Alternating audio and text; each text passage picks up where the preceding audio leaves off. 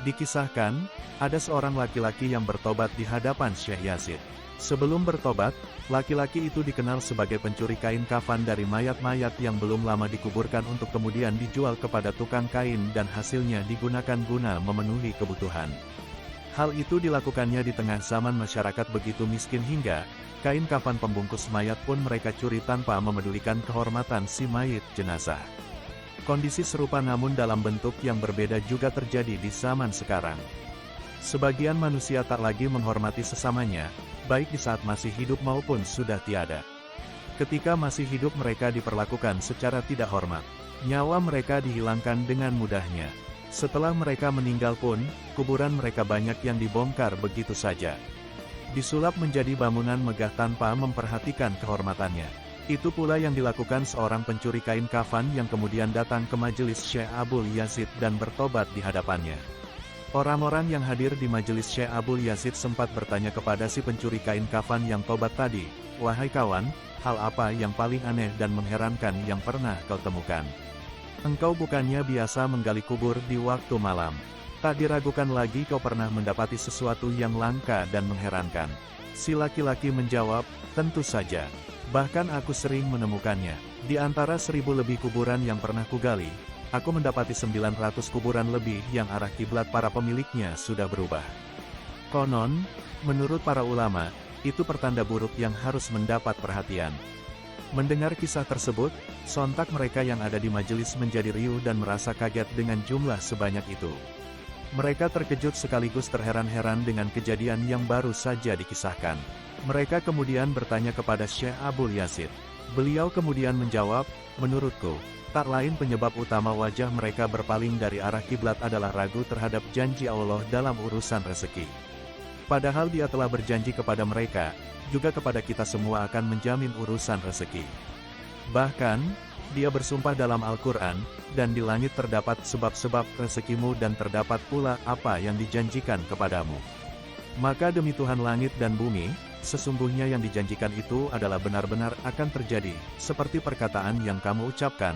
Quran Surat As-Sariyat 22-23. Dari kisah di atas, dapat disimpulkan bahwa rasa bimbang dan gamang dalam urusan rezeki nyaris dialami oleh banyak orang, tanpa memandang latar belakang kasta dan kedudukan. Artinya, perasaan ini dialami siapa saja, baik orang miskin maupun orang kaya, baik rakyat jelata maupun pejabat, baik orang awam maupun orang berpengetahuan, bahkan mungkin dirasakan orang-orang yang dipandang alim. Sebab, perasaan ini sangat ditentukan oleh keyakinan hati terhadap Zat Pemberi rezeki. Semakin lemah keyakinan seseorang terhadap rezeki Allah, semakin besar rasa gamangnya. Sebaliknya, semakin kuat keyakinannya, semakin tipis pula perasaan gamangnya. Bahkan, mungkin tidak ada, berganti ketawakalan dan qanaah kepada Allah.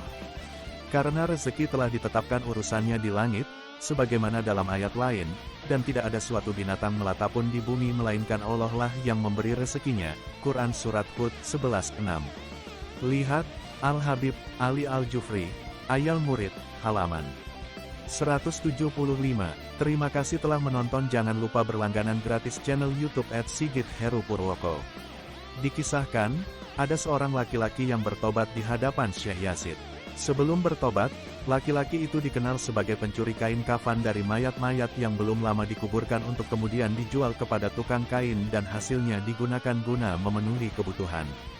Hal itu dilakukannya di tengah zaman masyarakat begitu miskin hingga, kain kafan pembungkus mayat pun mereka curi tanpa memedulikan kehormatan si mayit jenazah.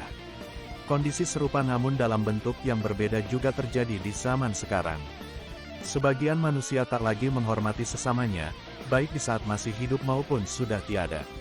Ketika masih hidup mereka diperlakukan secara tidak hormat. Nyawa mereka dihilangkan dengan mudahnya. Setelah mereka meninggal pun, kuburan mereka banyak yang dibongkar begitu saja. Disulap menjadi bangunan megah tanpa memperhatikan kehormatannya. Itu pula yang dilakukan seorang pencuri kain kafan yang kemudian datang ke majelis Syekh Abul Yazid dan bertobat di hadapannya. Orang-orang yang hadir di majelis Syekh Abul Yazid sempat bertanya kepada si pencuri kain kafan yang tobat tadi, "Wahai kawan, hal apa yang paling aneh dan mengherankan yang pernah kau temukan?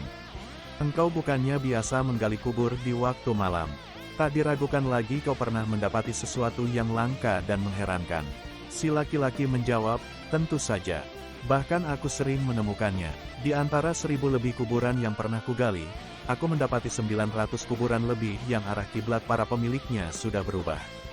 Konon, menurut para ulama, itu pertanda buruk yang harus mendapat perhatian. Mendengar kisah tersebut, sontak mereka yang ada di majelis menjadi riuh dan merasa kaget dengan jumlah sebanyak itu. Mereka terkejut sekaligus terheran-heran dengan kejadian yang baru saja dikisahkan. Mereka kemudian bertanya kepada Syekh Abul Yazid.